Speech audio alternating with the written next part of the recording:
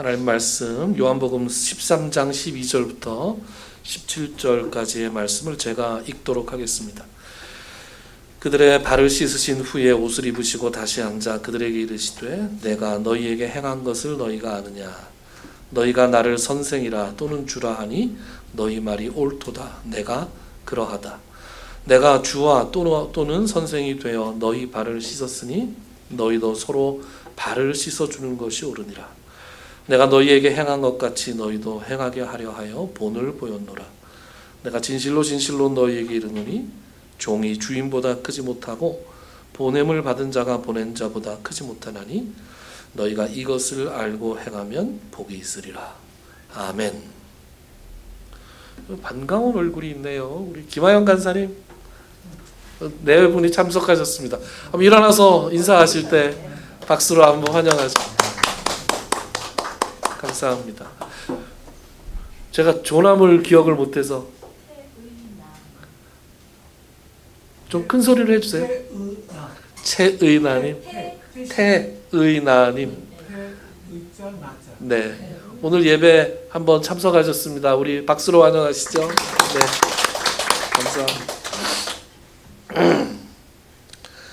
지난 시간에 우리는 예수님께서 영광 받으실 때를 불과 몇 시간 앞두고 제자들의 발을 씻어주셨던 그 장면을 살펴봤습니다. 일반적으로 세족식이라고 알려져 있는 이 이야기를 우리는 흔히 서로를 섬겨야 한다라는 교훈을 우리에게 주시기 위해서 예수님께서 본을 보이신 것으로 알고 있다고 했습니다. 물론 맞는 말씀이고 오늘 우리가 다룰 내용 역시 바로 그런 것이기는 하지만 제자들의 발을 씻어주신 이 사건은 그런 윤리적인 문제를 다루기에 앞서서 그보다 훨씬 더 근본적이고 본질적인 문제, 즉 성경에서 말하는 구원이 무엇이냐, 예수 그리스도의 복음이 무엇이냐라는 문제를 다루고 있는 것이다 라고 했습니다. 그래서 지난번에 그 혀가 마비되는 그 발음 티세미 기억나시죠? 내려놓다.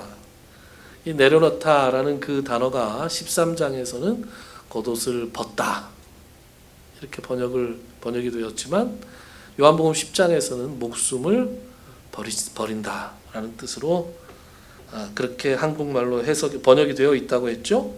그래서 구원이라고 하는 것은 예수께서 유월절 어린 양으로 당신의 목숨을 버리시고 대야에 물을 떠서 제자들의 더러운 발을 씻기시는 것처럼 당신의 피로 우리의 죄를 씻어주시는 것이다. 우리가 무엇을 열심히 노력을 한다고 해서 하나님이 원하시는 의와 구원에 이를 수 있는 것이 아니라 하나님께서 일방적인 은혜로 씻겨주셔야만 우리가 하나님이 원하시는 구원에 이를 수 있다. 의에 이를 수 있다. 그래서 복음과 구원의 본질을 상징하는 사건이 바로 이 제자들의 발을 씻어주시는 사건이었다라는 말씀을 드렸습니다. 그래서 베드로가 거부했을 때 내가 너를 씻기지 아니하면 네가 나와 아무 상관이 없다. 그렇게 으름장을 예수님께서 놓으시니 아이고 발뿐만 아니라 머리부터 다 씻겨주십시오. 이렇게 얘기하면서 급태세 전화를 했다. 그래서 이것이 그 윤리적인 관점에 앞서서 구원론적인 관점에서 이 소위 말하는 세족식의 사건이 이해되어야 한다라는 말씀을 지난 시간에 제가 드렸어요. 그리고 오늘은 지난 시간에 예고한 대로 그리고 오늘 주어진 말씀대로 이 사건을 윤리적인 관점에서 살펴볼 차례입니다. 그런데 말이죠, 여러분, 예수님께서 제자들의 발을 씻기시는 이 장면이 어떠했는지 우리가 좀 곰곰이 살펴볼 필요가 있습니다. 우선 예수님께서 제자들의 발을 씻기시는 이 시점이 씻기시기 시작하는 그 시점이 언제였나 하는 것을 우리가 기억해 볼 필요가 있습니다. 언제였습니까? 지난 시간 본문을 한번 보죠. 같이 읽어볼까요? 시작. 저녁 먹는 중 예수는 아버지께서 모든 것을 자기 손에 맡기신 것과 또 자기가 하나님께로부터 오셨다가 하나님께로 돌아가실 것을 아시고 저녁 잡수시던 자리에서 일어나 겉옷을 벗고 수건을 가져다가 허리에 두르시고. 아멘. 3절 저녁 먹는 중 그랬죠. 4절 저녁 잡수시던 자리에서 일어나 이렇게 되어 있죠. 그러니까 밥 먹다가 말고 발을 씻은 거예요. 손도 아니고 상추쌈 나왔다 손 씻고 와야 되겠다 이것도 아니고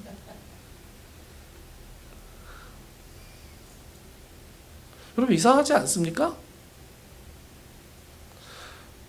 발을 닦으려면 밥 먹기 전에 닦고 들어왔어야 되는 거 아닙니까?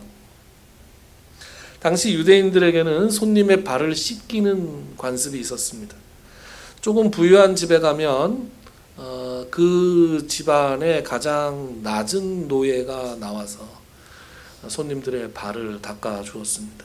그리고 평범한 집에 가면 셀프로 발을 닦을 수 있도록 물을 내어주는 것이 당시의 관례였습니다. 그러니까 발을 닦지 않는다. 이것은 잊기가 어려운 일이죠. 덥고 건조하고 모래가 많은 지역에서 샌들을 신고 다녔단 말이에요. 그러니까 발은 항상 더러울 수밖에 없었다. 그랬습니다. 거기다가 공간복음에 보면 오늘 요한복음에는 나오지 않지만 공간복음이라는 건 마태, 마가, 누가복음을 얘기하는 겁니다. 이 복음서에 보면 지금 이 식사가 열리는 다락방을 예수님께서 마련하신 것이다라는 것을 알 수 있습니다.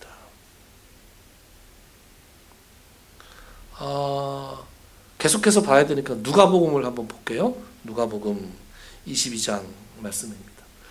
누가복음 22장 8절부터 13절까지의 말씀을 제가 빠르게 읽어볼게요.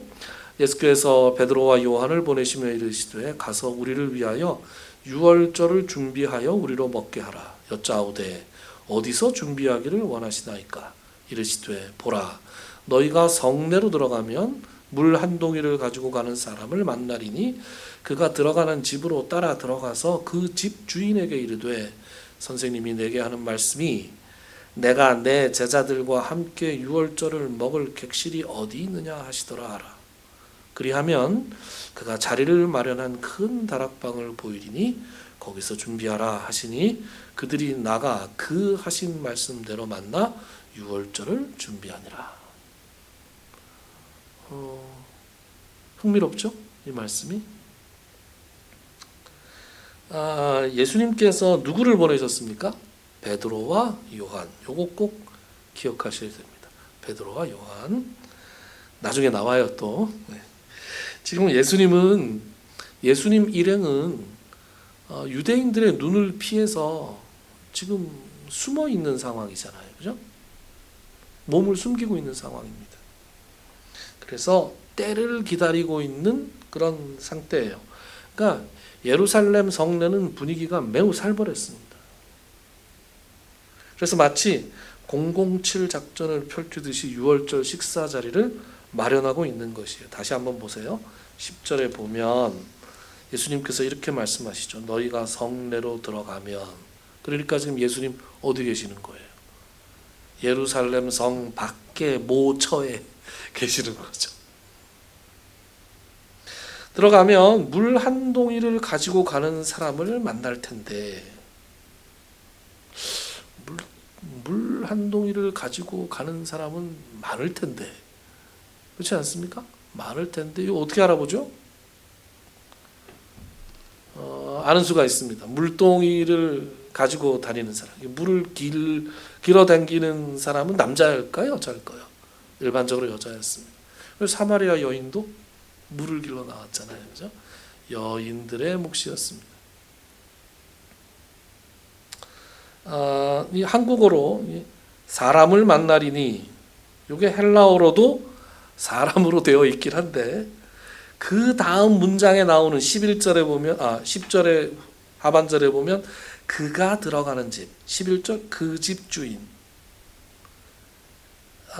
이렇게 해서 이게 그 헬라어로 보면 남성 대명사를 쓰고 있어요. 영어로 치면은 he, his 이렇게 얘기했다는 거죠. 그걸로 봐서 이 사람은 여자가 아니라 남자였다는 거예요. 그러면 남자가 물동이를 가지고 간다. 이거는 찾을 만하죠. 그래서 거기 가면 그러니까 이게 집주인하고 이 하인하고 예수님 사이에 미리 약속이 되어 있거나 아니면 집주인하고 예수님 사이에 모종의 약속이 있거나 아니면 이 모든 것을 신비롭게 초자연적으로 예수님께서 하셨거나 뭐 그랬겠죠. 어쨌든 그 사람을 따라가서 조용히 따라가서 그 사람이 그 집에 들어가면 너희 둘이 그 집에 들어가서 내가 제자들과 함께 유월절을 먹을 객실이 어디 있느냐? 그러면 그 사람이 미리 준비했다가 큰 다락방을 내줄 거다. 이렇게 했다는 겁니다. 이렇게 비밀스럽게 마련된 것이 이 식사 자리였어요. 그러니까 떠들썩하게 들어갈 수가 없었겠죠. 모두가 아주 은밀하게 움직였다고 생각해야 됩니다. 아마 종들도 다 물렸을 거예요. 왜냐하면 모든 비밀은 다 종들에 의해서 새 나가잖아요. 그죠? 그래서 공개적인 손님들이 아니었기 때문에 손님들의 발을 씻어줄 종들도 하나도 없었던 것이다. 우리가 이렇게 짐작해 볼 수 있습니다. 여기에 한 가지 더. 요한복음 12장에 보면 인자가 영광을 받을 때가 왔도다. 예수님께서 그렇게 말씀하시잖아요. 물론 이것은 예수님께서 십자가에 달려 돌아가실 것을 말씀하는 거였지만 제자들은 암만 얘기해도 그걸 그렇게 받아들일 수가 없었어요. 어떻게 받아들였을까요? 드디어 때가 왔구나. 예수께서 드디어 거사를 하는 거다. 드디어 주께서 몸을 일으키시는구나. 다윗과 솔로몬의 영광을 우리 메시아께서 이제 회복시키실 때가 왔다. 그렇게 받아들였습니다. 그러면 그 다음 단계는 뭐예요? 그렇게 받아들이고 나면 그 다음 단계는 야, 총리는 누가 하냐? 이거죠. 비서실장은 누가 하는 거냐? 장관은 누가 하는 거냐? 이렇게 되는 거예요. 그래서 그동안 잠재되어 있었던, 내재되어 있었던 제자들끼리의 서열 문제가 불거졌습니다. 그래서 이어지는 누가복음 22장 24절에는 이런 말씀이 나옵니다. 같이 읽어볼까요? 시작. 또 그들 사이에 그중 누가 크냐 하는 다툼이 난지라. 누가 크냐? 누가 어떤 자리에 앉는 거냐? 자, 여기까지 얘기를 한번 정리를 해보자고요. 은밀한 식사 자리가 마련됐습니다. 종들이 없어서 발을 씻어주는 것과 같은 관례적인 환대 같은 것은 없었어요. 그 자리에 예수님과 제자들 외에 아무도 없었습니다. 서로의 서열 문제를 놓고 실랑이가 있었습니다. 그래서 종들이 없었는데, 종들이 없으면 누군가는 그래도 물을 좀 떠오고 셀프로라도 발을 씻기 시작하고 뭐 내가 씻을래 너가 씻을래 이런 말들이 있어야 되는데 그런 말이 하나도 없는 거예요 지금. 그래서 아주 썰렁하고 아주 눈치와 기싸움이 있는 그런 상황에서 아주 어색하게 이 사람들이 지금 자리를 잡고 앉은 거예요. 사실은 앉은 게 아니라 엎드렸죠. 제가 트리클리니움이라고 왜 예전에 한번 만찬 좌석을 보여드린 적이 있죠. 예수님의 만찬 자리가 사실은 이렇게 됐을 거다. 야, 재미나이가 아주 활약을 잘하죠. 제가 예전에 보여드렸던 그것을 바탕으로, 그거는 이제 밑에 양탄자를 깔고 엎드려 있는 것으로 돼서, 이러면 발을 씻을 수가 없잖아요. 불편하잖아요. 그래서 평상 좀 만들어서 앉혀봐 그랬더니 이렇게 그림을 그렸습니다. 그럼 예수님 어디 계십니까? 찾아봅시다, 사람.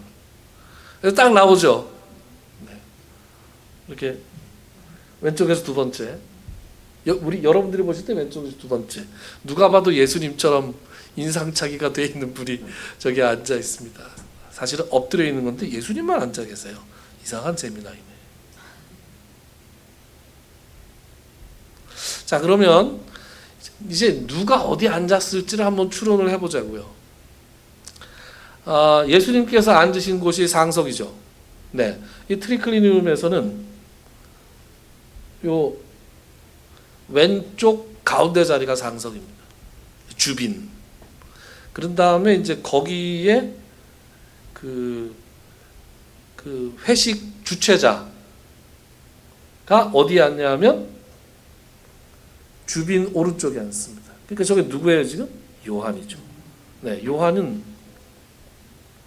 예수의 품에 의지하여 누웠다 이렇게 돼 있잖아요, 그죠? 그러니까 다들 좀 재미나이의 고증이 부정확한데 이렇게 있는 거예요. 이렇게 다들 이렇게 해서 이렇게 먹는 거라고요. 그러니까 요한은 예수님의 품을 의지해서, 그죠? 이렇게 엎드려 있는 겁니다. 그러면 거기가 두 번째 상석이에요, 그죠? 세 번째 상석은 예수님 왼편이겠죠. 거기 누가 앉아 있을까요? 유다일 확률이 매우 높습니다. 왜 유다냐? 나와 함께 그릇에 손을 넣을 자가 나를 팔 것이다. 예수님께서 그렇게 말씀하는 거거든요. 물론 저 멀리서 이렇게 손을 넣을 수도 있지만 그냥 그럴 것 같다. 순전히 추론입니다. 뭐 성경에 나오는 얘기는 아니에요. 믿으실 필요는 없습니다. 그럼 여러분, 말석은 어딜까요? 말석. 제일 끝이겠죠, 뭐, 그죠? 네, 저희가 말석에 누가 앉았을까요? 알 수가 없지만 제 생각에는 베드로가 아니었을까. 왜 베드로였냐? 아까 이 식사 자리를 누가 준비했다고요? 파견 누가 됐냐? 베드로와 요한이었잖아요. 요한은 제일 어렸죠. 아무 생각 없이 철딱서리 없이 톡 하고 예수님 옆에 앉은 거예요. 이제 베드로는 뭔가 이렇게 주최자니까 이렇게 단도리를 좀 하고 와야 되는 거 아니에요? 문은 제대로 잠겼나? 뭐 우리를 쫓아오는 사람은 없나? 그죠? 그렇게 하고 들어와 보니까 이것들이 수제자 자리 하나 비워놓지도 않고 쥐들이 쫙 다 앉은 거예요. 말석 하나 덩그러니 남겨놓고. 그래서 거기 앉으면서 깊은 빡침. 지금 속이 불불 끓고 있는 거예요. 그냥 제 생각입니다. 제 생각.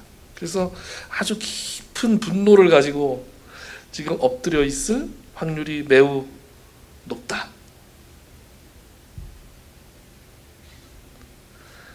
그래서 이 누가 크냐 하는 문제가 있었다는 건 이제 제자들의 그런 분위기가 있으니까 어떤 자리에 누가 앉을까도 굉장히 치열했을 거라고요. 눈치 싸움이. 그죠? 여러분 이런 거 경험해 보신 적 있으시죠? 누구는 어디 앉으시고 누구는 앉으시고 지긋지긋합니다.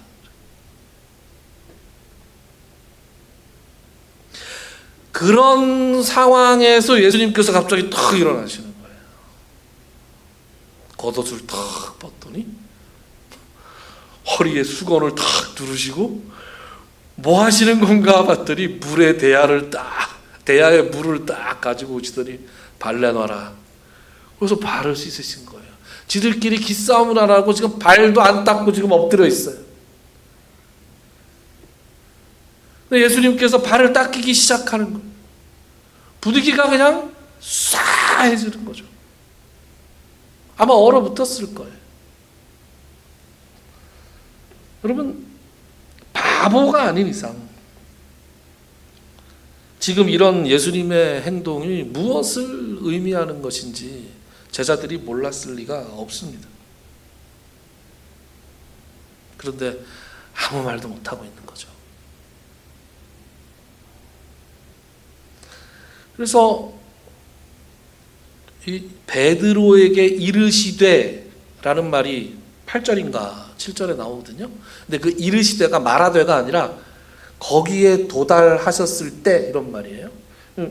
시계 방향으로 돌아가지 않았겠습니까? 그러면 발도 제 대야를 버려가면서 했을까요? 번거로웠겠죠. 그러면 제일 꾸정물이 지금 자기 발에 왔을 텐데 지금 여러모로 지금 심사가 비틀려 있는데 베드로가 저것들이 예수님이 발을 닦고 있는데 아무 소리도 안 하고 지금 가만히 있단 말이에요. 속이 부글부글 하고 있는 거예요. 자기 차례가 딱 왔을 때 안 됩니다. 그런 거예요. 안 됩니다. 어떻게 주께서 제 발을 씻을 수가 있습니까? 그런데 내가 너를 씻지 않으면 말이 없다. 그러니까 급태세저만 아이고 씻게 시켜주십시오. 이렇게 됐다는 거죠. 오늘 본문은 그런 분위기 속에서 예수님께서 제자들의 발을 다 씻으시고 숙연해져 있는 그 제자들을 향해서 예수님께서 말씀을 하시는 장면입니다. 이제 설교 이제 시작하네. 이거 언제 끝나? 이거 걱정되시죠? 빨리 끝내드리겠습니다. 12절부터 15절까지를 여러분 같이 한번 읽읍시다. 시작.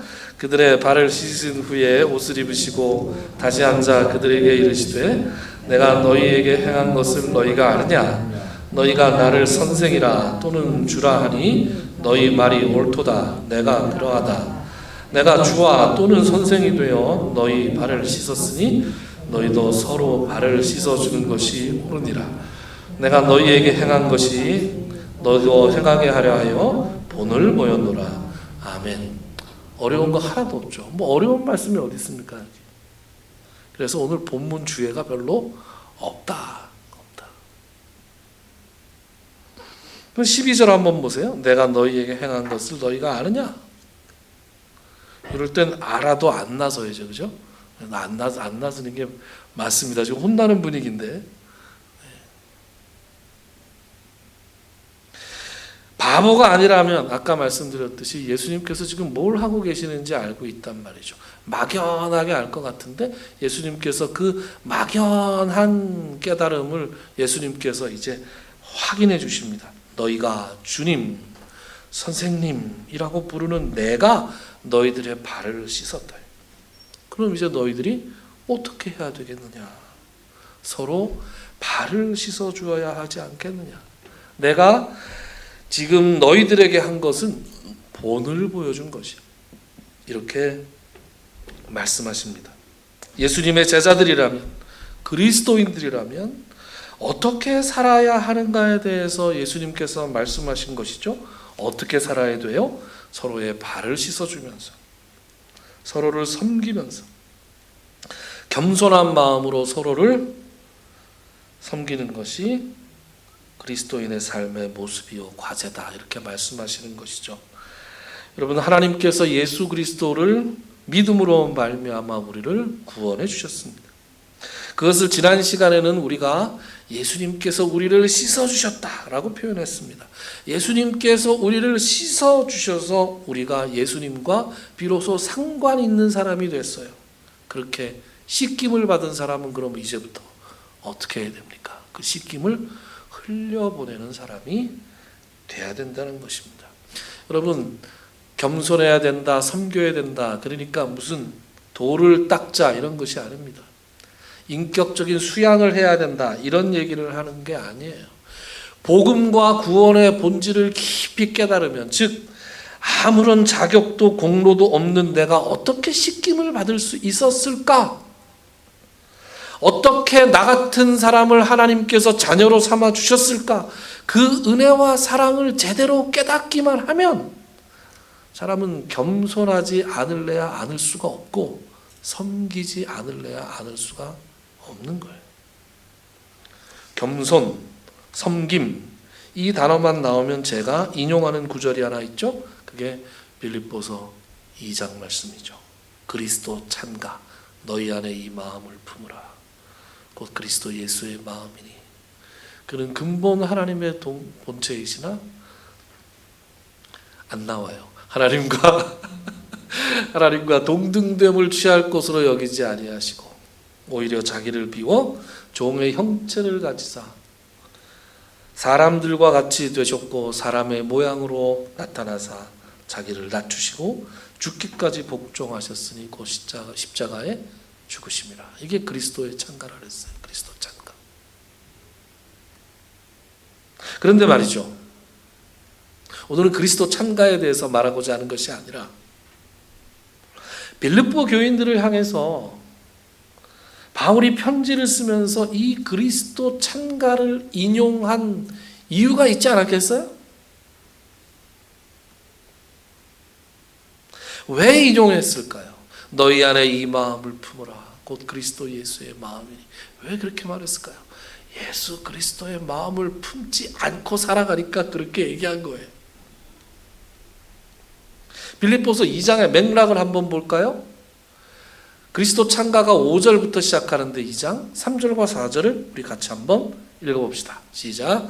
아무 일에든지 다툼이나 허용으로 하지 말고 오직 겸손한 마음으로 각각 자기보다 남을 낮게 여기고 각각 자기 일을 돌볼 뿐더러 또한 각각 다른 사람들의 일을 돌보아 나의 기쁨을 충만하게 하라.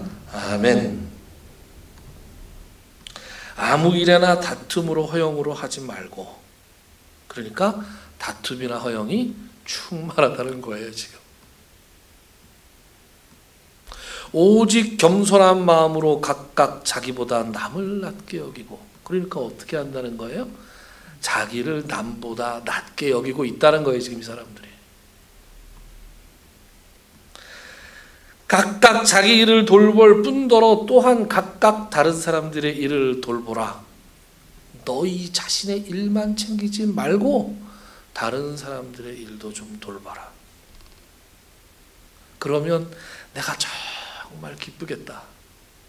어린아이를 달래듯이 그렇게 빌립보 교인들을 달래고 있는 것입니다. 특별히 3절을 보면 마음이 겸손하다. 겸손한 마음이 뭐다라는 것을 우리가 알 수 있습니다. 여러분, 겸손한 마음이 뭐예요? 여기서 보면 자기보다 남을 낮게 여기는 것이 겸손한 마음입니다. 겸손은 다른 사람이 나보다 더 똑똑하다 이렇게 생각하는 거예요. 나보다 더 훌륭하다. 나보다 더 현명하다. 우리 갓길교회에서 내가 꼴찌다. 이렇게 생각하는 거예요.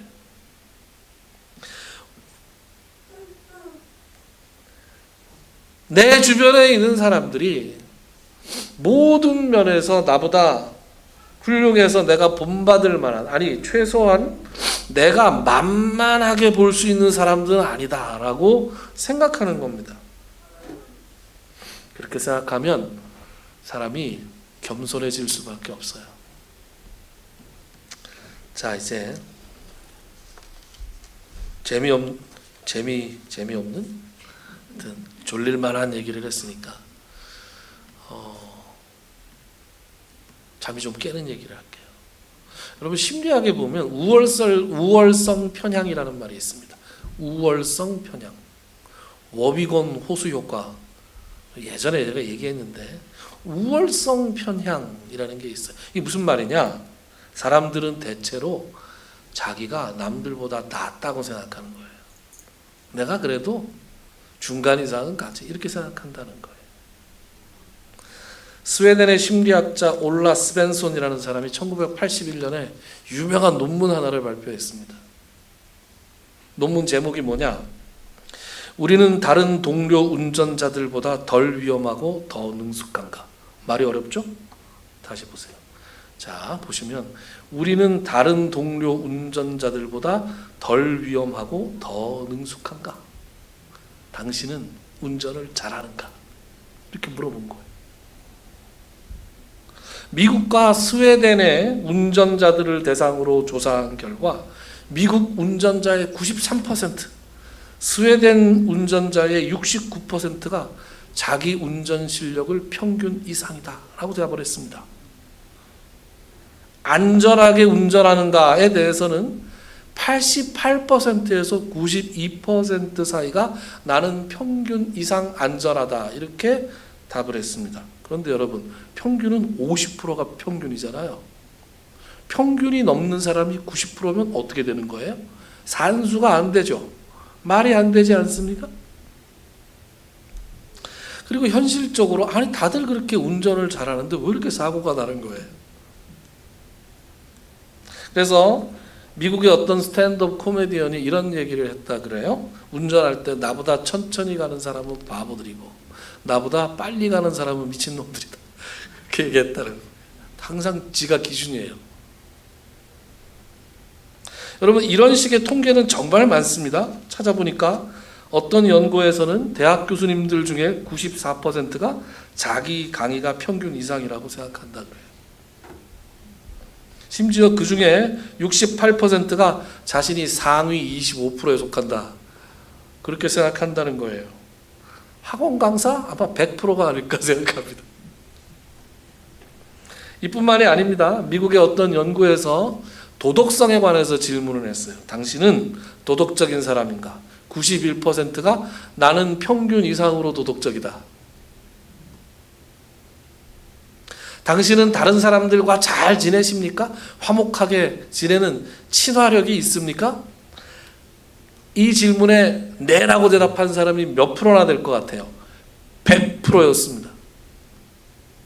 나는 다른 사람들과 늘 잘 지낼 수 있도록 준비되어 있는 사람이다. 그러면 사람들은 요 연구에만 놓고 보면 사람들이 다른 사람들과 트러블이 있으면은 누가 문제라는 거예요? 나는 아니라는 거예요. 최소한 나는 이렇게 훌륭한 사람인데 내가 잘못 지낼 수가 있어? 내가 상식이 있고 괜찮은 사람과는 다 잘 지내. 그러니까 잘 못 지내는 사람은 원인은 뭐라는 거예요? 그 사람이 문제라는 거죠. 그 사람이 문제.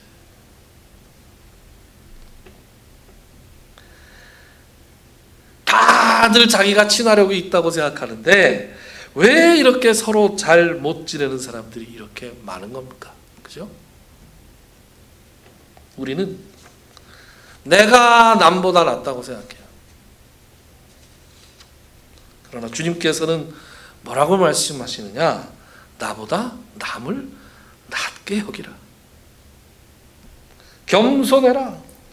서로를 섬기는 사람이 되라. 그것이 그리스도 예수의 마음을 품고 사는 것이고 서로의 발을 씻기는 삶이다 라고 말씀하는 것입니다. 오늘 본문 마지막 절을 함께 읽죠. 시작. 너희가 이것을 알고 행하면 복이 있으리라. 아멘. 복이 있으리라. 이런 말은 참 좋죠. 그죠? 네.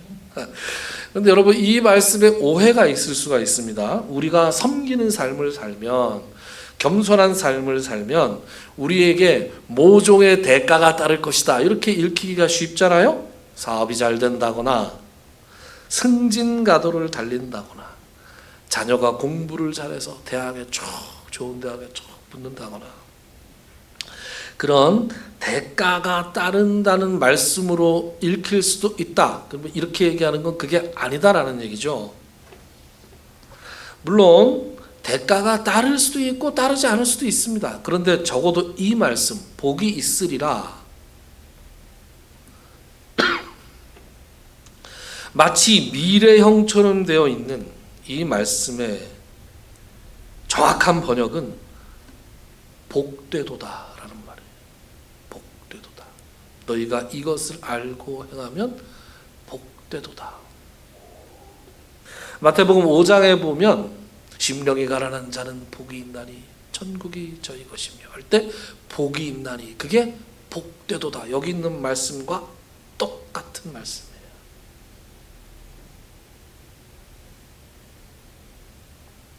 복을 받을 것이다. 미래형이 아니라 이미 복이 있다. 이미 복된 존재다라고 현재형으로 쓰고 있어요. 여러분, 영어 성경을 찾아보면 킹 제임스 버전은 여기를 뭐라고 번역하고 있냐? 우리가 다 알아듣는 영어로 You are happy 이렇게 써 있어요. You are happy. 깜짝 놀랐어요. happy라고 번역을 해서 좀 멋있게 성경처럼 blessed 이렇게 나올 줄 알았더니 happy라고 나와 있어요. 그러니까 킹 제임스 성경을 번역하신 분은 뭐라고 이것을 해석하고 있는 겁니까? 너희가 겸손의 도를 알고 섬김의 도를 알고 그래서 겸손을 실천하고 섬김을 실천하면 너희가 이미 행복한 사람이야. 그것 이상의 행복이 너에게 없어. 여러분, 실제로 그렇지 않습니까? 당신은 당신의 동료 운전자들보다 덜 위험하고 더 능숙한가? 이 질문으로 다시 돌아와 보죠. 내가 남들보다 운전을 잘한다고 생각을 하고 운전을 하잖아요. 저는 딴 사람이 아니라 제 자신을 곰곰이 돌아봤어요. 제가 그들보다 운전을 잘한다고 생각하는 순간 제 마음에 행복이 없습니다. 왜냐하면 저 바보는 너무 천천히 가고 저 미친놈은 너무 빨리 가고, 그죠? 세상 도로에 온 천지에 바보 천지고 미친놈 천지예요. 지옥에 사는 거죠. 도로도 지옥이고 제 마음도 지옥이에요. 왜? 운전하면서 내내 부글부글 하면서 가잖아요. 평화가 없습니다. 행복이 없어요. 옆 사람 보지 마세요. 다 내가 그래요 지금. 여기서 안 찔리는 사람이 있어요. 운전대만 잡으면 사람들이 왜 그렇게 행복을 잃어버리고 삽니까? 누굴 봐요? 저부터 그래요. 저부터. 아유, 저 운전면허를 다 뺏어버려야 된다. 이러는. 그런데 나보다 남을 낮게 여기잖아요. 저기 계신 분들 나보다 다 운전 잘하시는 분들이다. 이렇게 생각하잖아요. 빨리 가면 급한가 보다. 이렇게 생각하는 거. 천천히 가면 천천히 가는데 다 이유가 있겠지. 깜빡이 켜고 서 있으면 다 무슨 일이 있겠지. 누가 껴들라 그러면 길을 모르나 보다. 그죠? 급한가 보다. 그렇게 생각하게 되는 거죠. 도로 사정, 현실 이런 걸 떠나서 누구 마음이 행복해집니까? 제 마음이 행복해집니다. 나보다 남을 낮게 여기는 순간 You are happy예요. We are happy입니다. 우리는 행복해지는 거예요. 여러분, 겸손과 섬김의 도는 항상 나보다 남을 낮게 여기는 것에서부터 시작합니다. 그래서 내가 아이고 발이라도 씻겨드려야지 하는 마음이 있을 때 가능합니다. 예수님께서 본을 보이면서 너희들도 이렇게 해라. 그러면 너희들은 행복한 거야. 이렇게 약속해 주셨습니다. 사랑하는 성도 여러분, 여러분들의 영혼이 이러한 행복함으로 가득하시기를 주님의 이름으로 축원합니다. 기도합시다.